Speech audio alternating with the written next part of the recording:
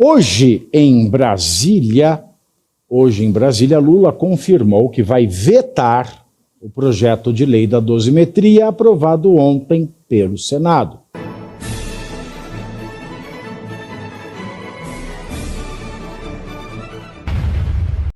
Hoje em Brasília, Lula confirmou que vai vetar o projeto de lei da dosimetria aprovado ontem pelo Senado.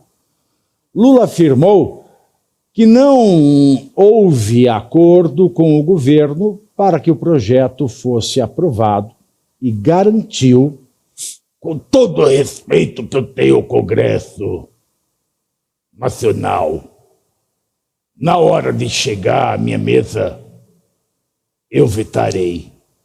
Fecho aspas. Ontem à noite, lideranças partidárias do PT, PSB e PCdoB e também do PSOL protocolaram, se não bastasse, no STF, um mandado, devia ser um pau mandado, né? Mas é um mandado de segurança, no qual pedem ao ministro quem? Claro, ele, Alexandre de Moraes, que suspenda a aprovação do PL da dosimetria. O documento diz que a tramitação no Congresso apresenta vícios formais graves, em especial a burla ao bicameralismo constitucional e a violação ao devido processo legislativo. Ninguém apresentou isso na reforma tributária, né?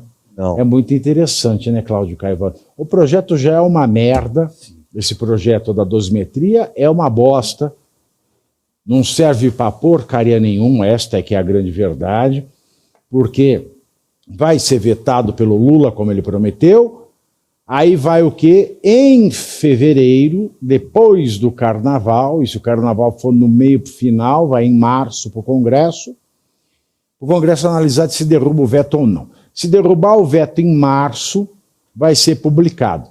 Aí se o STF quiser, porque já tem essa ação protocolada, ele suspende.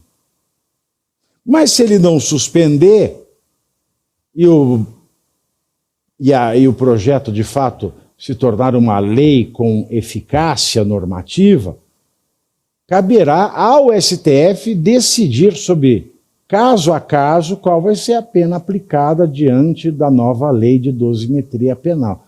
Ou seja, é teatro das tesouras tudo isso?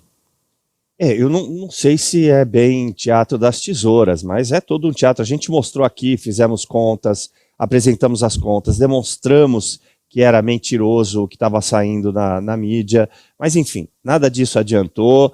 Os parlamentares da Câmara dos Deputados, né, os deputados acabaram aprovando o texto, comemoraram, fizeram festa, como pareceu até ser o projeto de anistia sendo aprovado. Isso foi ao Senado. O Amin, inclusive, fez o que me pareceu uma denúncia, Pavinato, porque ele diz na CCJ, na sessão, que ministro do STF estava ligando para senador, o que não é nenhuma surpresa para nós que estamos todo dia aqui falando de notícia, e obviamente falando de notícias assim, ligam para senadores, ligam para deputados, visitam a Câmara dos Deputados, como no caso do Gilmar Mendes, na véspera da votação do PL da Doce Mentira, que é assim que eu tenho chamado. Doce Mentira. Doce Mentira, Doce boa, Mentira. Melhor ainda. Projeto da Doce Mentira. E aí agora, eu procurei hoje durante o dia o texto finalizado pelo Senado. E ele não está disponível no site do Senado. Isso me chamou a atenção. Então, infelizmente, eu vou ter que concordar em parte com o que esses deputados do PSOL estão fazendo, porque parece não ter seguido o rito. Por quê? O que o rito diz? O Rito é o marido da Rita? É o marido da Rita, Muito pode bem. ser também. Se houver alteração na redação, e me parece que houve, porque você se lembra que a gente chamou a atenção aqui, na verdade você chamou a atenção que lá no final tinha um inciso dizendo que quem participou da liderança do suposto golpe não seria agraciado com a redução de pena. Exato. Né? Parece que eles retiraram esse texto para poder viabilizar a incorporação de uma melhoria, se é possível conter uma melhoria nessa Doce Mentira, para o próprio presidente Bolsonaro. Mas também tem uma outra coisa. Disponível. Tem uma outra coisa, Caivano. Mesmo se tiraram, foi bom você tocar nisso. Porque mesmo se o Senado ou se os senadores tenham tirado, ou se os senadores tiraram esse trecho de que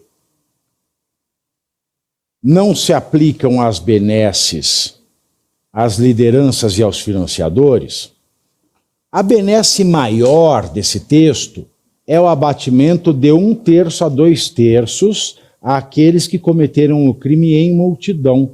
O Bolsonaro nunca esteve em multidão. Uhum. Então a ele não se aplicaria nunca essa benesse maior do texto. Perfeito, muito bem. E de qualquer forma alterou o texto original. Mesmo você só suprimindo uma parte, você fez uma alteração. Eles estão chamando de alteração de redação.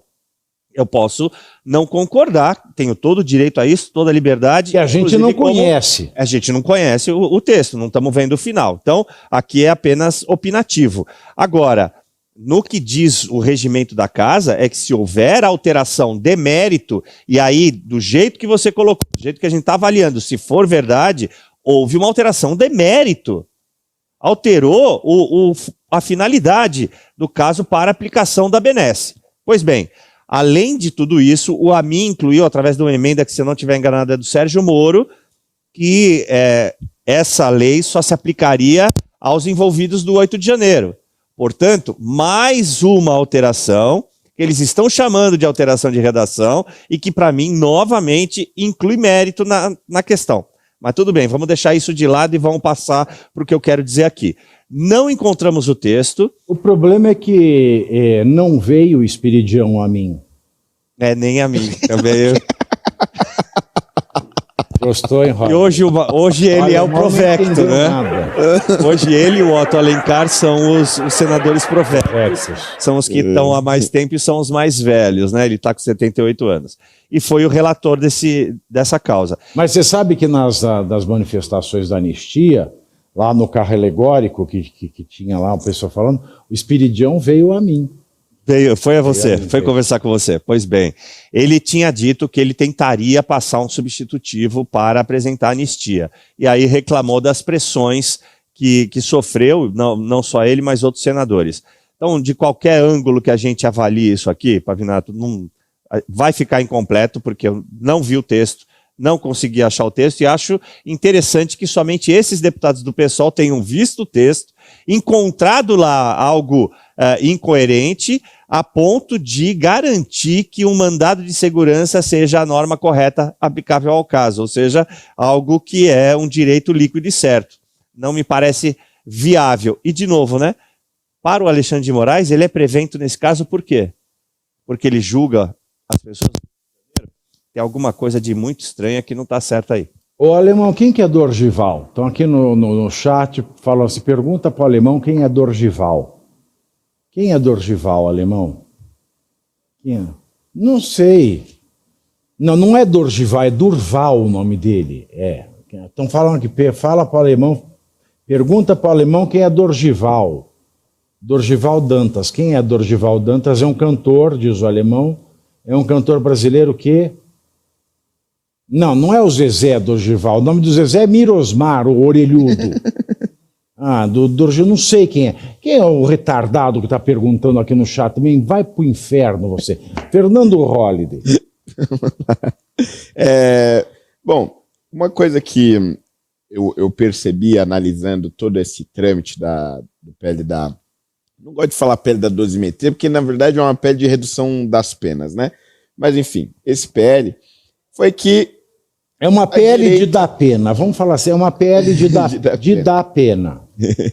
Porque a oposição estava num beco sem saída. Assim, não havia condições, pelo que se tem conhecimento, pelo que se escutava em Brasília, não havia condições de se aprovar uma anistia. Hugo Mota está submetido ao STF, é relativamente próximo de Alexandre de Moraes, e Davi Alcolumbre é mais do que próximo. A Davi Alcolumbre, inclusive, agora no último dia 13, estava na casa de Alexandre de Moraes, junto com Rodrigo Pacheco, para comemorar o aniversário de Alexandre. Então, assim, É uma relação quase que umbilical. Um não faz uma coisa sem conversar com o outro. Então, jamais seria pautado no Senado. Diante disso surge digamos, este ornitorrinco que foi o PL da dosimetria, e aí a oposição, diante de não ter nada e ter algo, escolhe, evidentemente, esse caminho, é o caminho possível da política. Agora, o que mais incomoda, e acho que o Caivano trouxe muito bem isso aqui, é que ao longo de todo o processo, e principalmente agora no final, o público e até mesmo a imprensa, né, não tem acesso ao texto efetivamente discutido. Quer dizer, o Pavinato trouxe aqui no programa um áudio vazado do Paulinho da Força, quando a tramitação ainda estava na Câmara. O sujeito se recusou a apresentar o texto, até mesmo ao presidente da Câmara. Quer dizer, Hugo Mota pautou um texto do qual ele sequer tinha conhecimento.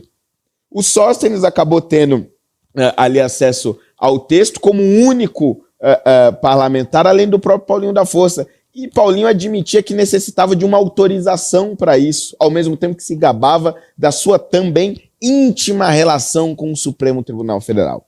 Ou seja, seja lá qual for o texto, seja aquele aprovado na Câmara, seja esse que foi aprovado agora no Senado, é um texto que passou pelo crivo, e aí vamos ver, né, por meio desse mandado de segurança, se a minha teoria está certa, mas me parece que este texto passou pelo crivo do STF. Não teria sido aprovado se ministros, especialmente Alexandre de Moraes, não o tivesse analisado, não tivesse autorizado o seu avanço, e aí de novo a gente vê a subversão da democracia. Se nos primeiros governos petistas o poder legislativo foi subvertido, surrupiado por meio de escândalos de corrupção que compravam os votos, seja com o mensalão, seja com o petrolão, o que nós vemos agora é o STF também subvertendo o legislativo por meio da coação, por meio do poder autoritário, já que boa parte dos parlamentares estão nas mãos de ministros do Supremo. Olha, eu quero mandar um beijo enorme para a Dona Carmen, que tem 90 anos e está nos acompanhando. E eu quero mandar aqui também, a quem nos assiste aqui, Marcos. E você aí já está preparado para ter todos os argumentos para dizer que Marx não foi um cara legal, para dizer que o comunismo não é um lugar para diversidade, para desmontar essa grande fake news histórica da esquerda, que é repetida por nossos professores de história, de geografia, de sociologia, que é repetida nas universidades, que é repetida nos livros. Está preparado para dizer por que Marx não era um cara legal e por que todo marxista raiz também não é, e por que o comunismo é terrível? Você já leu Nos Anais de Marx? Pois é, aqui nesse livro você vai encontrar tudo o que você precisa saber para responder aquele sabichão que diz que Marx é um cara legal, pois não é. Leia agora Nos Anais de Marx, a trolha do comunismo transviado para encaçapar idiotas. À venda em todas as livrarias do Brasil, pelo site ou nas lojas físicas. Não deixe de ler.